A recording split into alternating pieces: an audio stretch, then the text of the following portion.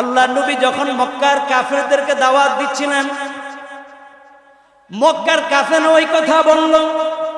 যখন তাদেরকে বলা হলো ইলা মা আনজালাল্লাহ, আসো আল্লাহ পাক রব্বুল আলামিন যা কিছু কোরআন দিয়ে নাযিল করেছেন, আর ওয়া ইলা রাসূল, রাসূলের দিকে আসো, কোরআন আর রাসূলের দিকে আসো, কোরআনের উপর ঈমান আনো আর রাসূলের উপর ঈমান আনো, আগের সব ভুলে যাও। তারা বলল ক্বালু হাসবুনা, না না না, আমাদের জন্য যেই ধর্মের উপর আছে এটাই যথেষ্ট। কারণ আমাদের বাপ দাদাদেরকে 360টি মূর্তির পূজা করতে, লাত উজ্জা মানাতের পূজা করতে দেখেছি, এই জন্য আমরা আমাদের ধর্ম এটাকে মেনে নিলাম, এটা আমাদের জন্য যথেষ্ট। কারণ মা ওয়াজাদনা আলাইহি আবাআনা, কারণ আমরা আমাদের বাপ দাদাদেরকে এই ধর্মের উপরে পেয়েছি। এই জন্য আবু তালেব সারা জীবন আল্লাহ রাসূলের সাথে ছিলেন। ইন্তেকালের সময় আল্লাহ নবী যখন তার পাশে বসে বলতেছে, চাচা আপনি শুধু একবার বলেন লা ইলাহা ইল্লাল্লাহ, শুধু একবার বলেন, কিয়ামতের ময়দানে আমি আল্লাহর কাছে আপনার জন্য ক্ষমা চেয়ে নিব, আপনি শুধু একবার বলেন।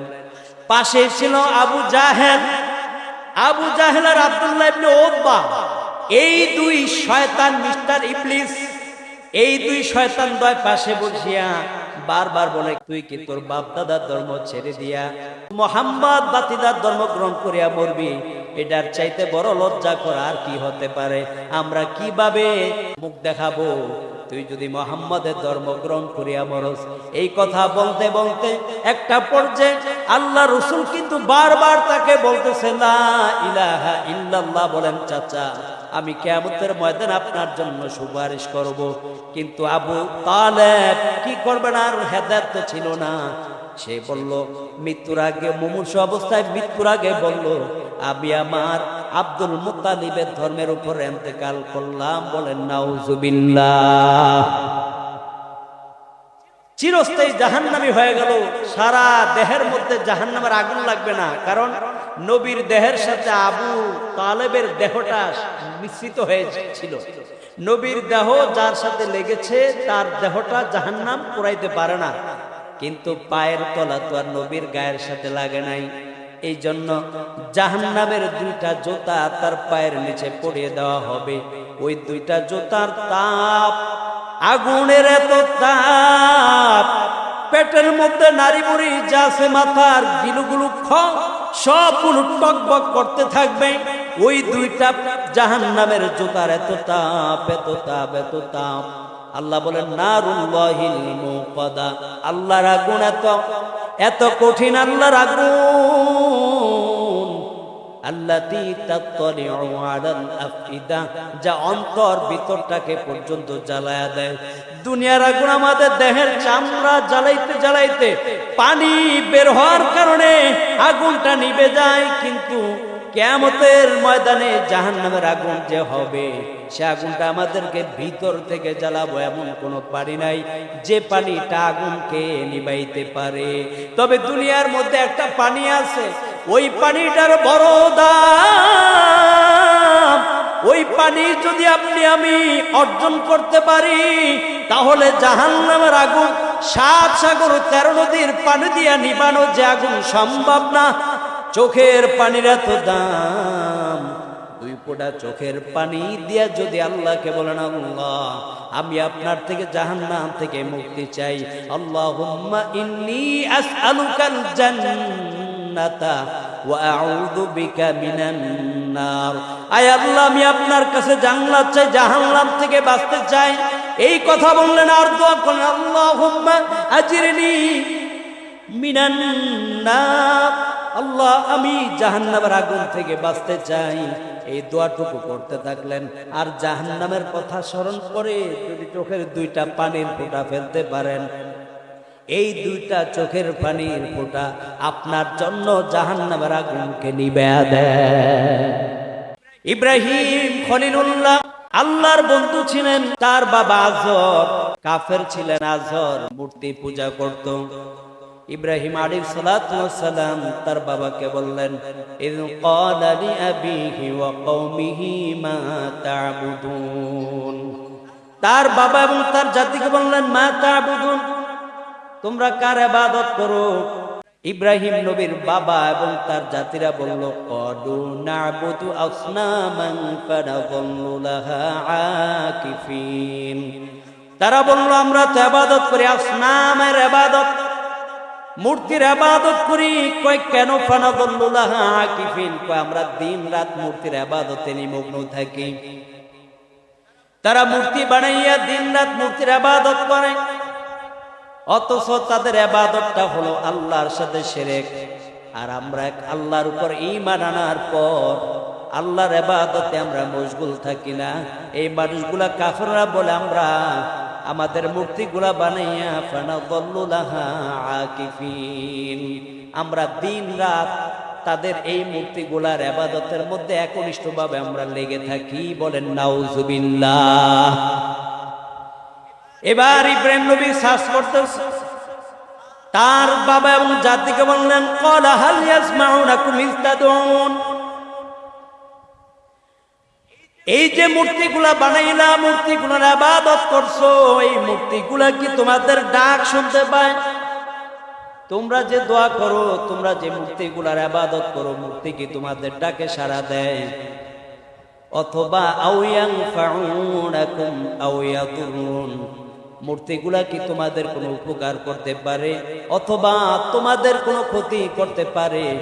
না না না, তারা বলল, ওই মূর্তি তো কথাও বলতে পারে না, মূর্তি উপকারও করতে পারে না, ক্ষতিও করতে পারে না, ডাক দিল শুনে না, খাবার দিল খায় না, তাহলে কেন আপনি এমন মূর্তিগুলার ইবাদত করেন?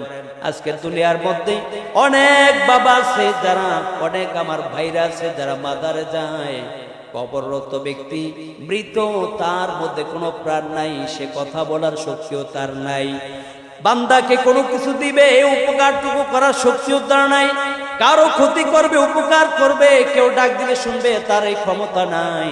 অথচ আমাদের দেশে একদল মানুষ মুমিন মুসলমান দাবিদার মাজারের কাছে গিয়া চায়, আছে না নাই?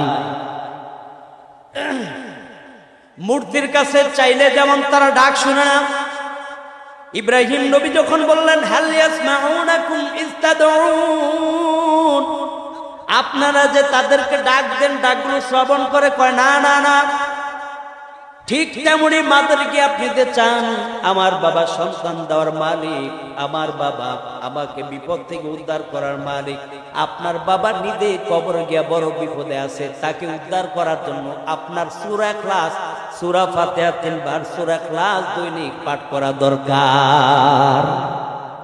বাবায় বড় বিপদে আছে, আপনি নাই, আপনি আল্লাহর ইবাদত করলে, আল্লাহকে ডাক দিলে আল্লাহ শুনবেন। কারণ সূরা ফাতিহা আমরা সকলে জানি না, সূরা ফাতিহার মধ্যে কি বলি? ইয়াকা না'বুদু ওয়া ইয়াকা নাস্তাঈন, আমরা আপনার ইবাদত করি, আপনার কাছে সাহায্য চাই। সূরা ফাতিহার মাধ্যমে আমরা আল্লাহকে বলছি, ইয়াকা না'বুদু ওয়া ইয়াকা নাস্তাঈন, আমরা তো আপনার ইবাদত করি, আপনার কাছে সাহায্য চাই। তাহলে আপনি কিভাবে আপনার মৃত মাজারে ওই বাবার কাছে গিয়ে সাহায্য চান? আমার কাছে মেসেজ আছে, অনেকে তার সন্তানদেরকে মাদ্রাসায় পড়ায়, মেয়েদেরকে মাদ্রাসায় পড়ায়, কিন্তু সন্তানদেরকে মাদ্রাসায় রেখে তারা শাহজালাল শাহপুরানে গিয়ে সেজদা দিয়া মাথা ঠেকায়, আছে না নাই? সন্তান দিয়া উপকৃত হতে চায়, নামাজের ধারে কাছে নাই, রোজা হজ যাকাতের ধারে কাছে নাই, বরং আকীদা বিশ্বাস, সন্তান এদিক দিয়ে মানুষ বানাবো, কোরআনের হাফেজ হবে, আলেম হবে, তাকে দিয়া পরকালে উপকৃত হব, সে জান্নাতে নিয়ে যাবে, আর এদিক দিয়া বাবারে যা করার কর্ম, টাকা পয়সা যা আছে সব শাহজালাল শাহপুরান আর ল্যাংটার মাজারে দিয়ে আসে। কথা বলেন ঠিক কিনা? ইব্রাহিম নবী যখন বললেন, হাল ইয়াসমাউনাকুম ইয তাদউন, যখন আপনারা আপনাদের মূর্তিগুলাকে ডাক দেন, শ্রবণ শুনেনি? কয় না না না, ডাক দিলে তো শুনে না। তাহলে আপনাদের কোনো উপকার করে? কয় না না না। আপনাদের কোনো ক্ষতি করতে পারে? কয় না না না, ক্ষতিও করতে পারে না। তাহলে কেন আপনারা এগুলোর ইবাদত করেন? এবার তারা বলল, ক্বালু বাল ওয়াজাদনা আবাআনা কাযালিকা ইয়াফআলুন। তারা বলতেছে, আমরা তো আমাদের বাপ দাদাদেরকে এগুলোর উপর পেয়েছি, আমাদের বাপ দাদাদেরকেও দেখেছি তারা নমরুদকে খোদা মেনেছে, ফেরাউনকে খোদা মেনেছে। আমরা আমাদের বাপ দাদাদেরকে দেখেছি তারা মূর্তিগুলার পূজা করেছে। আমরা আমাদের বাপ দাদাদেরকে দেখেছি তারা শাহজালাল শাহপুরানে গিয়ে তাদের মাথায় কবরস্থ সিজদা দিয়েছে। আমরা দেখেছি আমাদের বাপ দাদারা লেংটার মাজারে গিয়েছে। আমরা দেখেছি আমাদের বাপ দাদারা বিভিন্ন বন্ড সুরসুরি আর আছে কি বলে চন্দ্রপাড়ার মাজারে গিয়েছে। এই জন্য আমরাও যাই, আছে না নাই? এবার আল্লাহ তাআলা জানায় দেয়, বাপ দাদারা যদি হেদায়েত প্রাপ্ত না হয়, তারা যদি ধ্বংস পথভ্রষ্ট হয়, তবুও কি তোমরা বাপ দাদার অনুসরণ করবা? আল্লাহ পাক রব্বুল আলামিন 7 নম্বর পারার মধ্যে 4 নম্বর পৃষ্ঠায় সূরাতুল মায়দার 104 নম্বর আয়াত আল্লাহ জানায় দেয়, وَإِذَا قِيلَ لَهُمْ تَعَالَوْا إِلَى مَا أَنزَلَ اللَّهُ وَإِلَى الرَّسُولِ قَالُوا حَسْبُنَا مَا وَجَدْنَا عَلَيْهِ آبَاءَنَا أَوَلَوْ كَانَ آبَاؤُهُمْ لَا يَعْلَمُونَ شَيْئًا وَلَا يَهْتَدُونَ। আল্লাহ নবী যখন মক্কার কাফেরদেরকে দাওয়াত দিচ্ছিলেন, মক্কার কাফেররা ওই কথা বলল, যখন তাদেরকে বলা হলো ইলা মা আনজালাল্লাহ, আসো আল্লাহ পাক রব্বুল আলামিন যা কিছু কোরআন দিয়ে নাযিল করেছেন, আর ওয়া ইলা রাসূল, রাসূলের দিকে আসো, কোরআন আর রাসূলের দিকে আসো, কোরআনের উপর ঈমান আনো আর রাসূলের উপর ঈমান আনো, আগের সব ভুলে যাও। তারা বলল, ক্বালু হাসবুনা, না না না, আমাদের জন্য যেই ধর্মের উপর আছে এটাই যথেষ্ট। কারণ আমাদের বাপ দাদাদেরকে 360টি মূর্তির পূজা করতে, লাত উজ্জা মানাতের পূজা করতে দেখেছি, এই জন্য আমরা আমাদের ধর্ম এটাকে মেনে নিলাম, এটা আমাদের জন্য যথেষ্ট। কারণ মা ওয়াজাদনা আলাইহি আবাআনা, কারণ আমরা আমাদের বাপ দাদাদেরকে এই ধর্মের উপরে পেয়েছি। এই জন্য আবু তালেব সারা জীবন আল্লাহ রসুলের সাথে ছিলেন। ইন্তেকালের সময় আল্লাহ নবী যখন তার পাশে বসে বলতেছে, চাচা আপনি শুধু একবার বলেন লা ইলাহা ইল্লাল্লাহ, শুধু একবার বলেন, কিয়ামতের ময়দানে আমি আল্লাহর কাছে আপনার জন্য ক্ষমা চেয়ে নিব, আপনি শুধু একবার বলেন।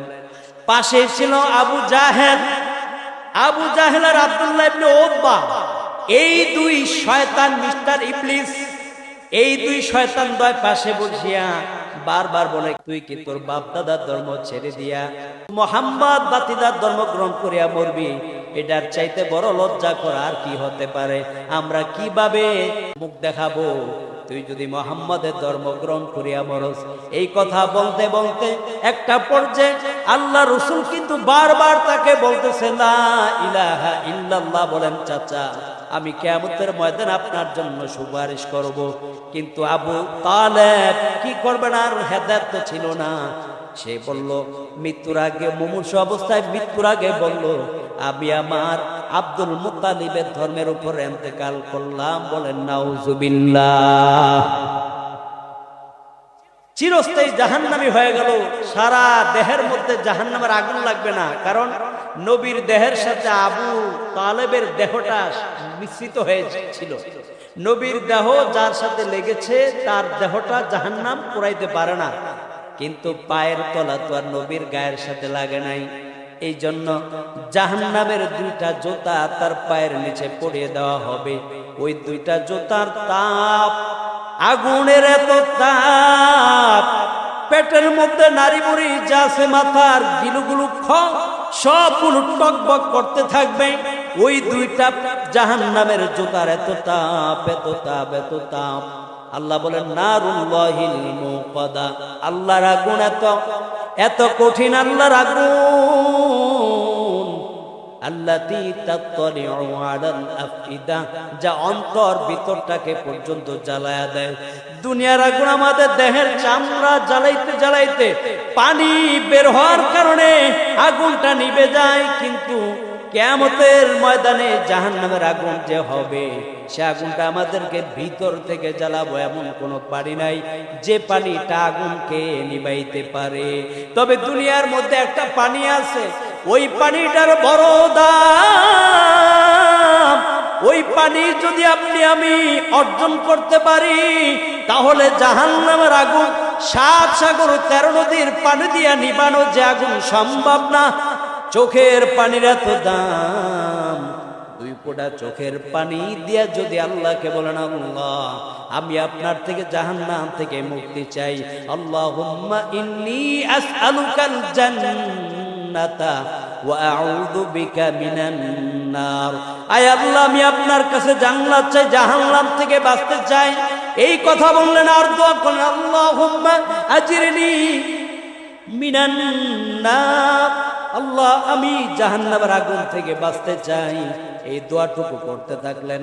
আর জাহান্নামের কথা স্মরণ করে যদি চোখের 2টা পানির ফোঁটা ফেলতে পারেন, এই 2টা চোখের পানির ফোঁটা আপনার জন্য জাহান্নামের আগুনকে নিভিয়ে দেয়। পুরুষকে ঘরে রেখে নারী অন্যত্র মুরিদানের সাথে গিয়ে আড্ডা জমায়। এখানে নাকি রাত্রিকালীন জিকির হয়, বরং রাত্রিকালীন কি হয়? এটা কি জিকির হয় না অন্য কিছুর ফিকির হয়? হ্যাঁ, সবাই বলেন, জিকির হয় না অন্য কিছুর ফিকির হয়? তারপরে সকালবেলা গোসল করে সব মুরিদরা বের হয়। এটা নাকি পীর মুরিদের কার্যকলাপ। আল্লাহ তাআলা আমাদের গোটা জাতিকে, মুসলমান জাতিকে ভণ্ড পীরের মুরিদ হওয়া থেকে হেফাজত করুন, বলেন আমিন। আমাদের মা বোনদেরকে পরিপূর্ণরূপে স্বামীর আনুগত্যশীল হওয়ার তৌফিক দান করুন, বলেন আমিন। পীর যদি মানতে হয়, স্বামীকে মানো। তোমার স্বামী আলেমকে পীর মানবে। কোন ভণ্ডকে পীর মানলে ওই স্বামীর ব্যাপারে একজন আলেমের কাছে, ইমামের কাছে অভিযোগ দিবা যে হুজুর আমার স্বামী নামাজ পড়ে না, অমুক দরবারের মুরিদ, চন্দ্রপাড়ার মুরিদ বলে নামাজ রোজা নাকি লাগেই না, অমুক রশি 13 রশি 12 রশির মুরিদ, আমার স্বামীর নাকি নামাজ রোজা লাগেই না, অমুক পোশাকবিহীন ল্যাংটার মুরিদ, আমার স্বামীর নাকি নামাজ রোজা লাগেই না। আমি চাই আপনি আমার স্বামীকে একটু তরবিয়ত করেন, না হয় যেভাবে পানিশমেন্ট দিলে ভালো হয় সেভাবে আপনি তাকে প্রস্তুত করেন। কথা বলেন ঠিক কিনা? আমার মা বোনদের কাছে রিকোয়েস্ট, আপনাদের স্বামী যদি ধর্মবিহীন কোনো কাজ করে, ভণ্ড পীরের মুরিদ হয়, আপনারা তাদেরকে একদম তাদের জন্য রাতের বেলা তাহাজ্জুদের নামাজও পড়বেন, ওলামায়ে কেরামের কাছে এসে আপনারা বিচার দিবেন। আমরা বাকিটা চেষ্টা করব ইনশাআল্লাহ। হেদায়েতের মালিক কে? নবীজি ওনার চাচাকে হেদায়েত দিতে পারে নাই। আল্লাহ কি বললেন? ইন্নাকা লা তাহদি মান আহবাবতা ওয়ালাকিন্নাল্লাহা ইয়াহদি মান ইয়াশা। নবী আপনাকে আমি জিম্মাদারি দিয়েছি পৌঁছানোর জন্য, জানায়া দেওয়ার জন্য।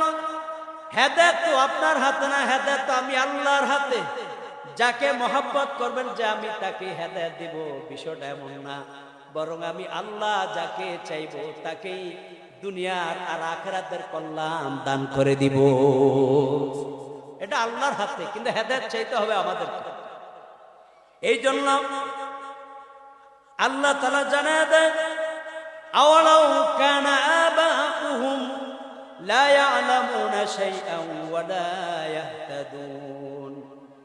এই মুহাম্মদ, আপনি জানায় দেন, তাদের বাপ দাদারা যদি ধর্ম সম্পর্কে কিছু নাও জানে আর যদি হেদায়েত প্রাপ্ত নাও হয়, তবুও কি তোমরা তাদের অনুসরণ করবা? তোমার বাবা যদি ভণ্ডের মুরিদ হয়, তবুও কি তুমি তোমার বাবার অনুসরণ করবা?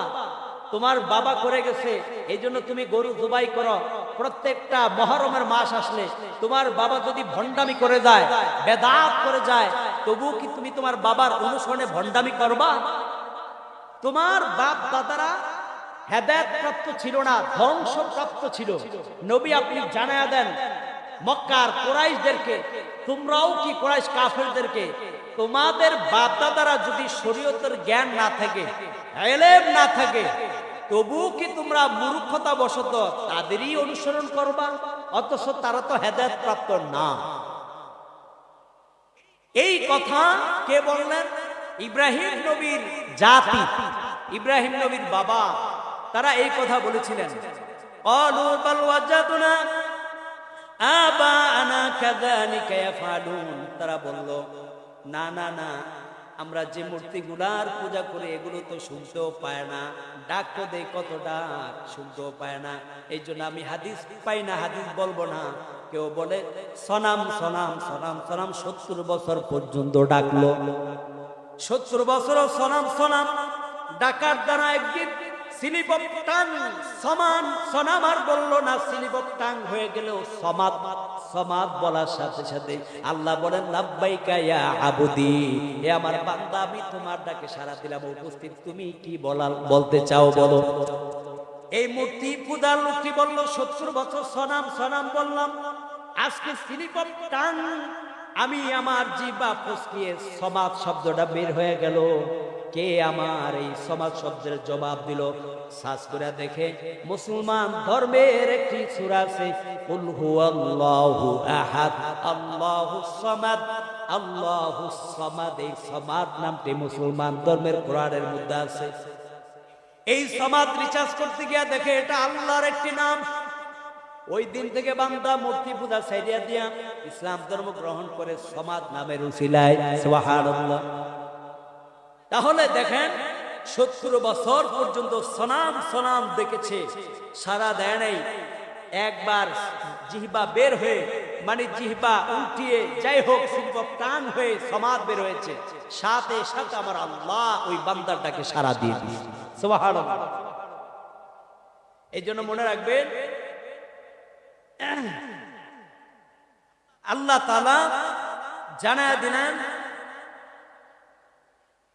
তাদের বাপ দাদারাও যদি পথভ্রষ্টের উপর থাকে, তবু কি তারা তাদের বাপ দাদার ধর্মের উপরে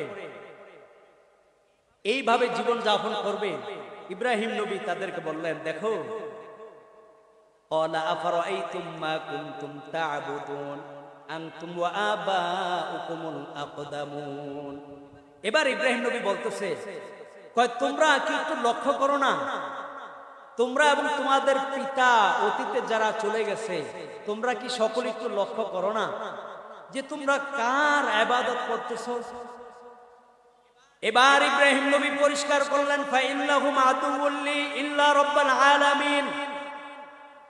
নিশ্চয়ই তোমরা যাদের পূজা করো তারা আমার শত্রু, তবে আল্লাহ ছাড়া তোমরা যাদেরকে খোদা মানো ওই খোদাগুলো আমার শত্রু, তবে রব্বুল আলামিন বিশ্ব জগতের রব আল্লাহ ছাড়া তোমরা যাদেরকে খোদা মানো এই সব খোদাগুলো আমার শত্রু। এখন হযরত ইব্রাহিম আলাইহিস সালাম আল্লাহ তাআলার পরিচয় জানিয়ে দিচ্ছেন, আমার আল্লাহকে, রব্বুল আলামিনকে, বিশ্ব জগতের প্রতিপালককে। এতক্ষণ তিনি শুনলেন যে তারা যে মূর্তিগুলার পূজা করে, সনামের পূজা করে, এগুলো ডাকও শুনে না, এগুলো উপকারও করতে পারে না, ক্ষতিও করতে পারে না। এবার হযরত ইব্রাহিম নবী জানায়া দেয়, আমার আল্লাহকে জানোনি? আমার আল্লাহ কেমন ডাক শুনেন, আমার আল্লাহর গুণাগুণগুলি শুনো। এবার ইব্রাহিম নবী বলে, আল্লাযী খালাকানি ফাহুয়া ইয়াহদিন। তিনি আমার আল্লাহ, যিনি আমাকে সৃষ্টি করেছেন, আমাকে সৃষ্টি করার পর ফাহুয়া ইয়াহদিন, তিনি আমাকে হেদায়েত প্রাপ্ত করেছেন। এই জন্য হেদায়েতের উপর অবিচল থাকার জন্য আল্লাহর কাছে দোয়া করতে হবে, রব্বানা লা তুযিগ কুলুবানা বা'দা ইয হাদাইতানা। আয় আল্লাহ, আপনি আমাদেরকে হেদায়েত দেওয়ার পর আমাদের অন্তরটাকে বক্র করে দিয়েন না। হেদায়েত দেওয়ার মালিক কে? আমাদেরকে যে হেদায়েতের উপর অবিচল রাখবেন কে? আল্লাহ তাআলা বলে, রব্বানা লা তুযিগ কুলুবানা বা'দা ইয হাদাইতানা ওয়া হাব লানা মিন লাদুনকা রাহমা। আমরা দোয়া করব, আল্লাহ আপনি আমাদেরকে যে হেদায়েত দান করেছেন, এই হেদায়েতের পর আমাদের অন্তরটাকে আপনি বক্র করে দিয়েন না। আমার দূর সম্পর্কের একজন ব্যক্তি আছে, যে ব্যক্তি নাকি আগে 5 ওয়াক্ত নামাজ পড়তো, আগে রোজা রাখতো, হজও করছে, সবকিছু করতো, কিন্তু ভণ্ড এক মুরিদের সাথে, শয়তানের সাথে মিশাইয়া তারপরে বলতেছে ধীরে ধীরে লতিফা কল বর্তন না হওয়া পর্যন্ত তোমাদের নামাজ হবে না।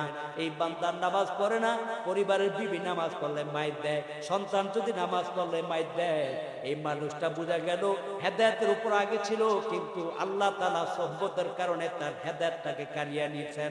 এই জন্য দোয়া করতে হবে। বলা যায় না আমি যে হেদায়েতের উপর আছি এটার কোনো গ্যারান্টি আমি দিতে পারবো না, আমি মৃত্যু পর্যন্ত হেদায়েতের উপর অবিচল থাকতে পারবো এটার গ্যারান্টিও আমি দিতে পারবো না, কিন্তু দোয়া তো অন্ততপক্ষে করতে পারি।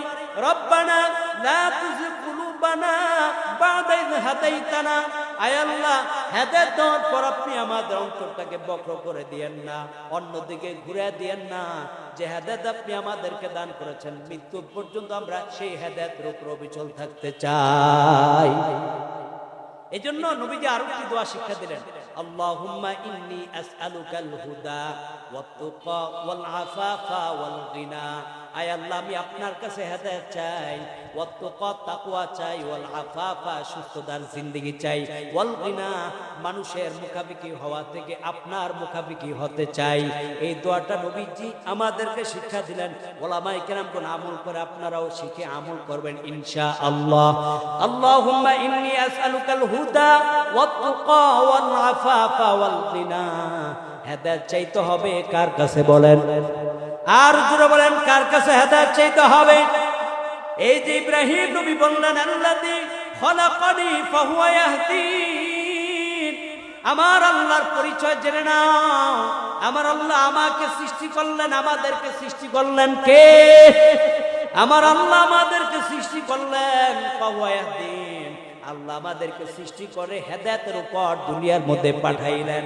এরপরে বললেন ওয়াল্লাযী হুয়া ইউতঈমুনি ওয়া ইয়াসকিন, আমার আল্লাহ আমাকে খাবার দান করেন এবং তিনি পানীয় দান করেন।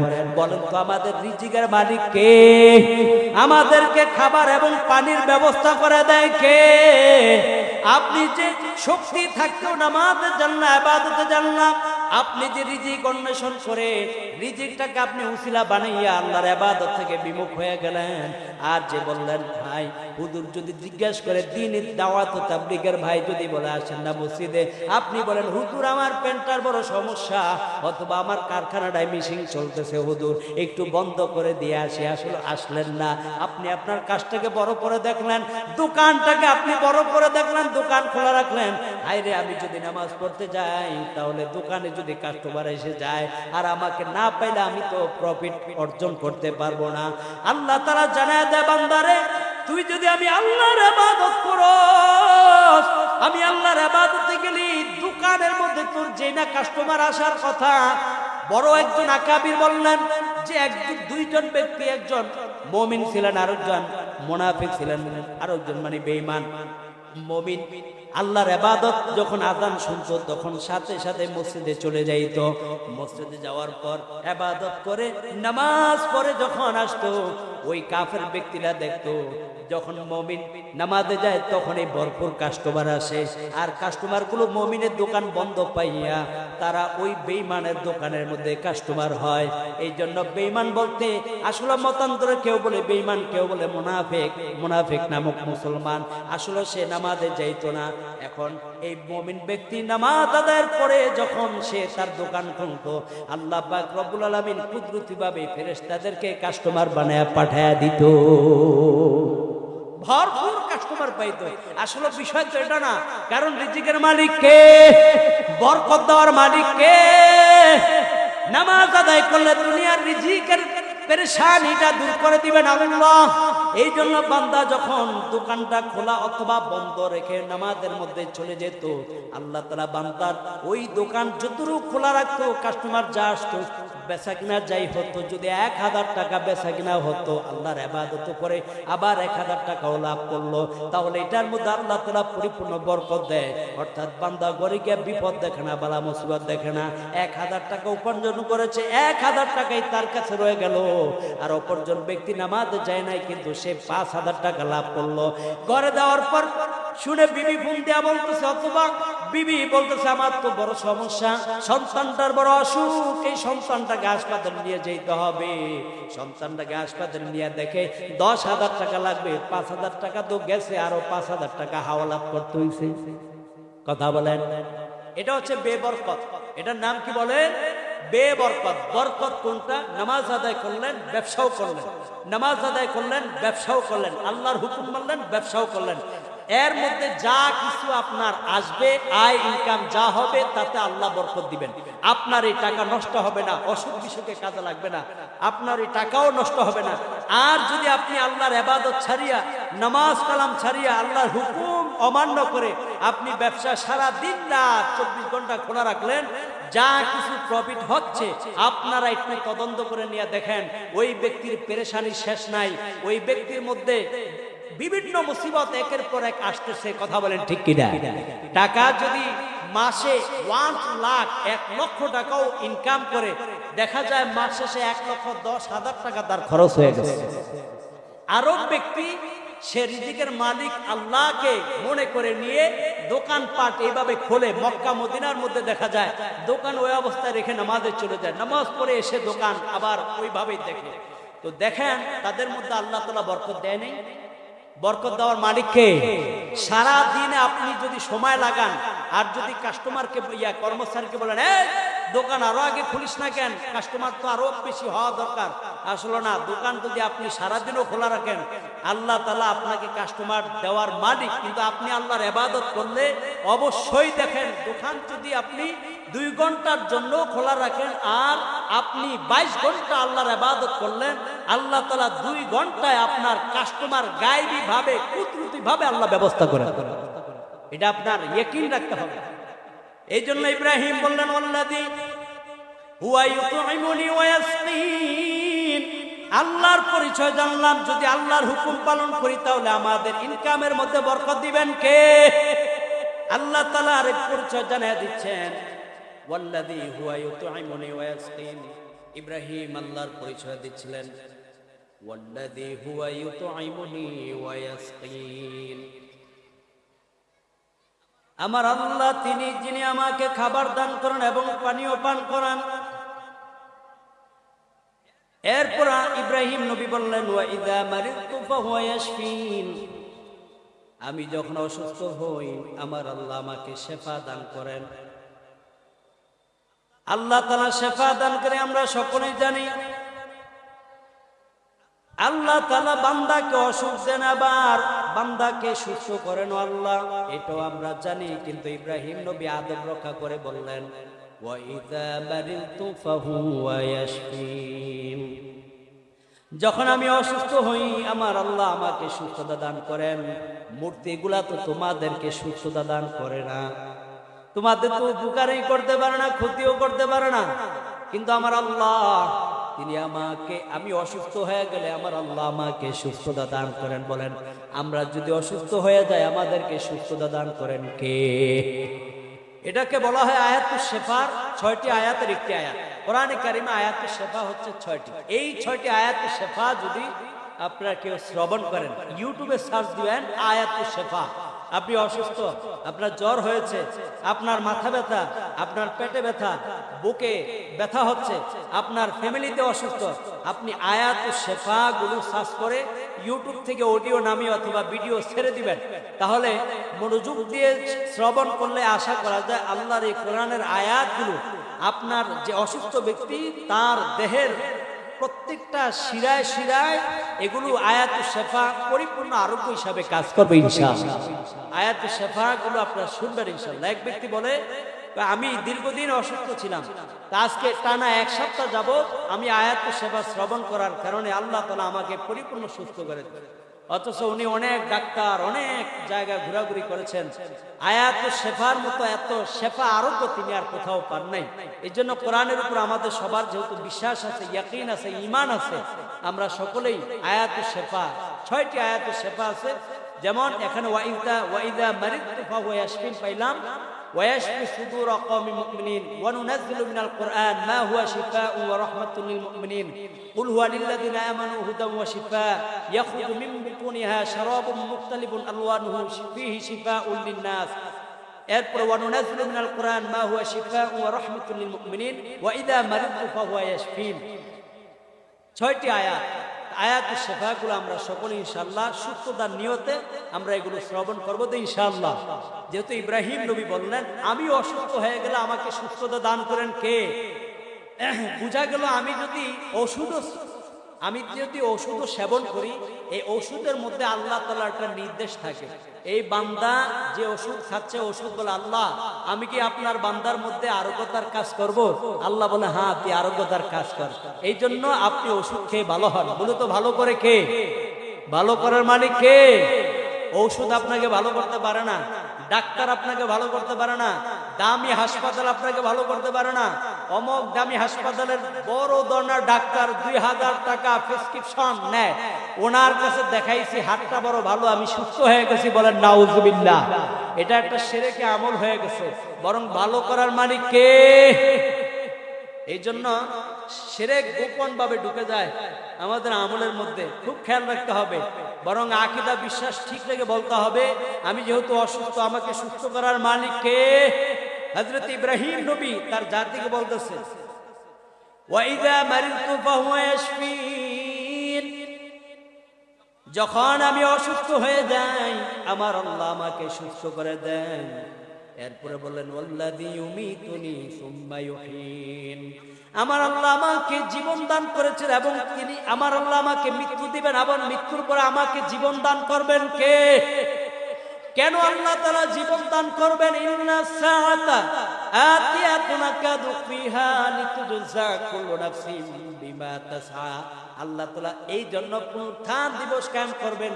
আল্লাহ তাআলা প্রত্যেকটা বান্দাকে জানায়া দিবে, বান্দা তুমি আজিদের মাদ্রাসার মাহফিলে গেলা কি সওয়াব পাইছো, তুমি যে মসজিদে গেছো কি সওয়াব পাইলা, কোরআনে কারিমের তেলাওয়াত করে কি সওয়াব পাইলা, তুমি যা যা আমল করলা এগুলি সওয়াব তোমাকে তো বুঝায় দিতে হবে। বুঝা দেওয়ার জন্য তো দুনিয়া দামে আমি আল্লাহ বুঝায় দিতে পারি না, তোমার জন্য আমি আল্লাহ আর একটা জীবন রাখছি, ওই জীবনে তোমাকে সব কিছু বুঝায় দিব।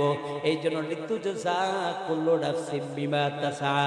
আল্লাহ বলে আমি কিয়ামতের মাঠ কায়েম করব, কিয়ামতের মাঠে আমি আল্লাহ তাআলা যারা পাপিষ্ট হবে পাপিষ্টদের পাপের প্রতিদান বুঝায় দিব, যারা নেককার হবে নেক আমলের কারণে তাদের প্রতিদান আমি আল্লাহ বুঝায় দিব। সেদিন দুইটা রাস্তা হবে, এক নম্বর ফারিকুন ফিল জান্নাহ ওয়া ফারিকুন ফিস সাঈর। একটি হলো জান্নাতের রাস্তা আর একটি হলো জাহান্নামের রাস্তা। একটি হলো জান্নাতের দল আর একটি হলো জাহান্নামের দল। নবীও বলে দুনিয়া থেকে ইন্তেকালের পর ওয়াল্লাযী নাফসি বিয়াদিহি, ওই সত্তার কসম যার হাতে আমি নবীর প্রাণ, মা বাদাল মাউতি মিন মুস্তাতাবিন, মৃত্যুর পরে কোনো উপদেশদাতা থাকবে না, ওয়ালা বাদাত দুনিয়া মিন দারিন, দুনিয়ার পরে আর কোনো ঘর থাকবে না, তবে দুইটা ঘর থাকবে, ইল্লাল জান্নাতু আওয়ান নার, একটি হলো জান্নাতের ঘর আর একটি হচ্ছে জাহান্নামের ঘর। দুইটা ঘরের যে কোনো একটা ঘর তো আমাকে আপনাকে নির্বাচন করেই যেতে হবে। অতএব দুনিয়ার মধ্যে আপনার আমল বলে দিবে আপনি আসলে কোন ঘরটাকে চান। আপনারাই বলেন জান্নাত চান না জাহান্নাম চান?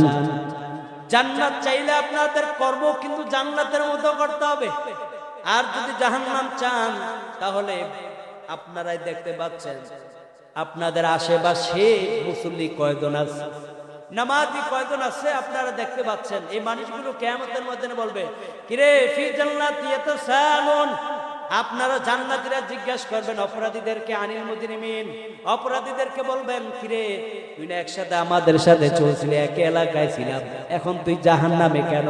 সে বলবে ক্বালু লাম নাকু মিনাল মুসাল্লিন ওয়া লাম নাকু নুতঈমুল মিসকিন ওয়া কুননা নাকুদু মাল খায়িতিন, আমরা তো নামাজ পড়তাম না, আমরা মিসকিনদেরকে খাবার দিতে উৎসাহিত করতাম না, যেখানে আলেম ওলামাদের সমালোচনা হয়, দ্বীন ইসলামের সমালোচনা হয়, ওখানে গিয়ে আমরা বসিয়া বসিয়া আরো বেশি বেশি পিনিক মারতাম, আছে না নাই? দ্বীন ধর্মের কথা যেখানে হয় সেখানে দেখবেন বন্ডদের সংখ্যাও বেশি। তারা কিয়ামতের ময়দানে বলবে, তোমরা তো নামাজে গেছিলা, আমরা তো নামাজে যাই নাই, নামাজে না গিয়া কি করছি? ওই যে আলেম ওলামা আর কোরআন হাদিসের সমালোচনা যেখানে হয়েছে, চায়ের আড্ডার খানার মধ্যে বসিয়া বসিয়া যে নাকি বয়াতের মুরিদ, যে ল্যাংটার মুরিদ, চন্দ্রপাড়ার আর অমুকের মুরিদ, তমুকের মুরিদ, রশির মুরিদ, এদের কাছে মিশিয়া থাকিয়া বললাম, বেশি বুঝা গেছে হুজুররা, জান্নাত পায়া গেছে, হেরাই জান্নাতে যাবে, আর কেউ যাবে। কথা বলেন ঠিক কি না? এই সমস্ত জায়গায় আলেম ওলামাদের সমালোচনা করছে। কিয়ামতের ময়দানে তারা আল্লাহ তাআলা কোরআনের সূরাতুল মুদাসসিরের মধ্যেই জানিয়ে দিলেন যে তাদের অবস্থা কোথায় হবে। আল্লাহ পাক আমাদের সবাইকে জাহান্নাম থেকে হেফাজত করুন, বলেন আমিন। এবার তিনি বললেন, ওয়াল্লাযী আতমাউ আন ইয়াগফিরা লি খাতিআতি ইয়াউমাদ্দিন। ইব্রাহিম নবী বলে, আমার আল্লাহ, আমি যদি কোনো অন্যায় করি আমার আল্লাহ আমাকে ক্ষমা করে দিবেন। আমি আশা করি আমরাও যারা অন্যায় করেছি আমাদেরকে ক্ষমা করে দিবেন কে? আল্লাহর কাছে ক্ষমা চাইলে, বুখারী শরীফের হাদিস, নবীজির সাহাবা আবু হুরায়রা বলেন, আনা ইনদা যন্নি আবদি বি। আল্লাহ তাআলা মেসেজ দিয়ে জানায় দিচ্ছেন, আমার বান্দা, আমি আল্লাহর সাথে যে রূপ ধারণা করে আমি বান্দার সাথে ওই রূপ আচরণ করি।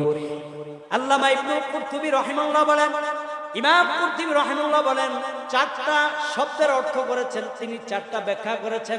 এক নম্বর তিনি বলেন, বান্দা যদি দোয়া করে আর বলে আমার আল্লাহ আমার দোয়া কবুল করে নেবে, আল্লাহ ও বান্দার বিশ্বাস অনুযায়ী তার দোয়াটা কবুল করে নেয়।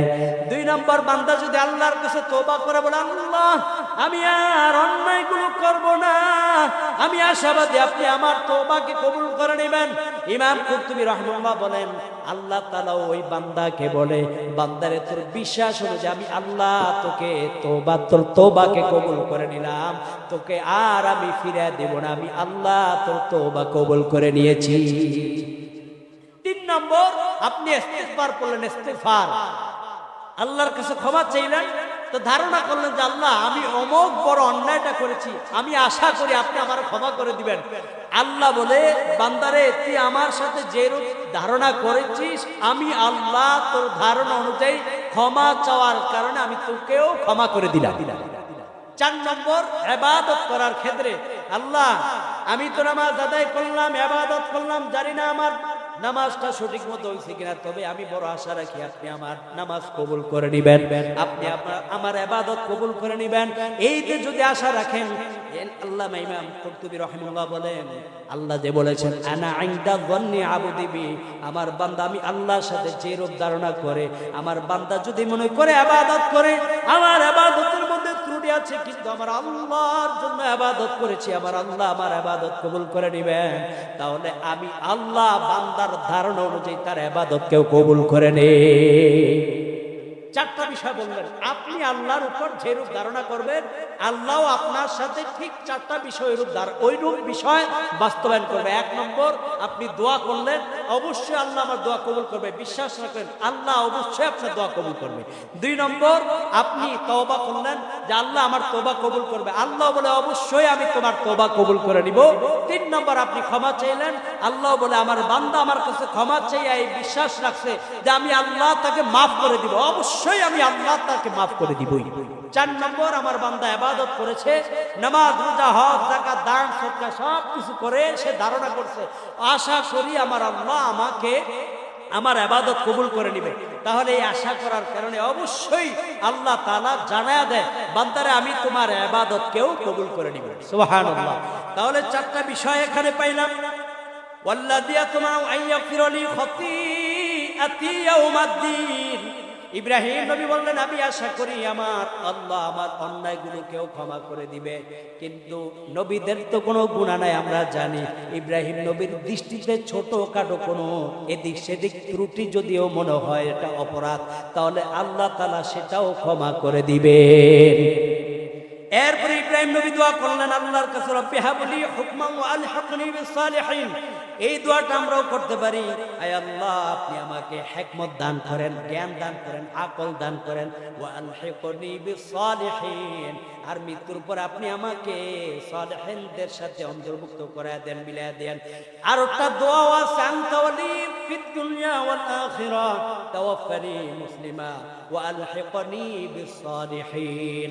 আনতা ওয়ালি, আল্লাহকে বলতেছে আল্লাহ আপনি আমার অভিভাবক হয়ে যান, ফিদ দুনিয়া ওয়াল আখিরাত, দুনিয়া ওয়া আখিরাতে, আনতা তাওয়াফানি মুসলিমা, আপনি আমাকে যখন মৃত্যু দিবেন আমাকে আপনি মুসলমান রূপে মৃত্যু দান করবেন, ওয়া আলহিকনি বিস সালিহিন, কিয়ামতের ময়দানে সালেহিন নেককারদের সাথে আপনি আমার হাসর করে দেন। এই দোয়া যদি কেউ পড়ে তাহলে আল্লাহ চাহে তো আল্লাহ তাআলা তাকে ঈমানের উপর মৃত্যু দান করে কিয়ামতের ময়দানে তাকে নেককার সালেহিন শুহাদা নবী সিদ্দিকিন সালেহিনদের সাথে আল্লাহ তাআলা তার হাসরটা মিলায়া দিবে। এই জন্য এই দোয়াটা শিখে আমল করা, আনতা ওয়ালিয়্যি ফিদ দুনিয়া ওয়াল আখিরাহ তাওয়াফানি মুসলিমা ওয়া আলহিকনি বিস সালিহিন। এরপরে বললেন এখানে রব্বি হাবলি হুকমান ওয়া আলহিকনি বিস সালিহিন, হযরত ইব্রাহিম নবী দোয়া করলেন। তারপরে বললেন ওয়াজআলনি লিসানা সিদকিন ফিল আখিরিন, আয় আল্লাহ আপনি আমাকে অন্তর্ভুক্ত করেন পরবর্তী মানুষদের জন্য সুনামের জায়গা। আপনি এমন একটা আমল করলেন আর আল্লাহর কাছে দোয়া করলেন, আল্লাহ আমি ইন্তেকালের পর আমার এই আমলটার দ্বারা যেন মানুষ আমল করে আর আমার সুনামটা যেন অন্ততপক্ষে টিকে থাকে। তাহলে ইব্রাহিম নবীর জন্য আমরা নামাজের দুরুদ ইব্রাহিম পড়ি, যে দুরুদের মধ্যে ইব্রাহিম নবীর নাম আছে। আবার কোরবানি যখন করি ইব্রাহিম নবীর আদর্শে আমরা কোরবানি করি, ইব্রাহিম নবীর কারণে আমরা অনেক আমল করি। তাহলে বোঝা গেল ইব্রাহিম নবীর দোয়াটা আল্লাহ কবুল করে নিয়েছেন। ওয়াজআলনি লিসানা সিদকিন ফিল আখিরিন, আয় আল্লাহ আপনি আমাকে পরবর্তীদের জন্য সুনাম সুফিদের জায়গা তৈরি করে দিয়েন। এরপর ইব্রাহিম নবী বললেন ওয়াগফির লি আবি ইন্নাহু কানা মিনাদ দাল্লিন, আয় আল্লাহ আপনি আমার বাবাকে ক্ষমা করে দেন, কারণ সে তো স্পষ্ট পদভ্রষ্ট, ইব্রাহিম নবী তার বাবার জন্য আল্লাহর কাছে দোয়া করলেন কখন? যখন ইব্রাহিম নবী জানতেন না যে তার বাবা একজন পদভ্রষ্ট, আল্লাহ তাআলা শত্রু, এটা জানতেন না, তখন তিনি ইব্রাহিম নবী তার বাবার জন্য দোয়া করলেন ওয়াগফির লি আবি ইন্নাহু কানা মিনাদ দাল্লিন, আয় আল্লাহ আপনি আমার বাবাকে ক্ষমা করে দেন। এখন এই যে ইব্রাহিম নবী যে তার বাবার ক্ষমার জন্য দোয়া করলেন, সূরা ইব্রাহিমের 41 নম্বর আয়াতের মধ্যে তিনি দোয়াটা আমাদেরকে শিখায়া দিলেন, রব্বানা গফিরলি ওয়া লিওয়ালিদাইয়া ওয়া লিল মুমিনিনা ইয়াওমা ইয়াকুমুল হিসাব, আয় আল্লাহ আপনি আমাকে ক্ষমা করেন। সর্বপ্রথম বললেন রব্বানা গফিরলি, আল্লাহ আপনি আমাকে ক্ষমা করেন, ওয়া লিওয়ালিদাইয়া আমার মা বাবাকে ক্ষমা করেন, ওয়া লিল মুমিনিন মুমিনদেরকে আপনি ক্ষমা করেন। কোন দিন? ইয়াউমা ইয়াকুমুল হিসাব, হিসাবের দিন। সেদিন তিনি একটা দোয়ার মাধ্যমে তিনজনের দোয়া করেছেন, তিনজনের জন্য দোয়া চেয়েছেন। তাহলে 1 নম্বর বলেন নিজের জন্য দোয়া চাইলেন, মা বাবার জন্য দোয়া চাইলেন। 3 নম্বর তিনি সকল মুমিনের জন্য দোয়া করলেন। আমরাও নিজের জন্য ক্ষমা চাইব, আমাদের মা বাবার জন্য ক্ষমা চাইব, আমাদের মুমিন ভাই বোনদের জন্য ক্ষমা চাইব। হাসরের ময়দানের জন্য আল্লাহ তাআলা সকলকে ক্ষমা করে দেয়, বলেন আমিন। ইব্রাহিম নবী দোয়া করলেন। এখন কিয়ামতের ময়দানে আল্লাহ তাআলা অন্য আয়াতে বলেন ওমা কানা ইস্তিগফারু ইব্রাহিম লিআবিহি ইল্লা আন মাউইদাতিন ওয়া'দাহা ইয়া ফালাম্মা তাবায়্যানা লাহু আন্নাহু আদুউন লিল্লাহি তাবাররাআ মিন, ইব্রাহিম যখন জানলেন যে আসলে তার বাবা আল্লাহর শত্রু, তখন থেকে সে আর তার বাবার জন্য দোয়া করেন নাই। কিন্তু কিয়ামতের ময়দানে সে তার বাবার জন্য দোয়া করবে, আল্লাহ ওয়ালা তুখজিনি ইয়াউমা ইউবআসুন, আপনি আমাকে কি করবেন না, আপনি আমাকে হাসরের ময়দানে অপদস্থ করবেন না, লাঞ্ছিত করবেন না, আপনি বলেছেন আমাকে অপদস্থ করবেন না।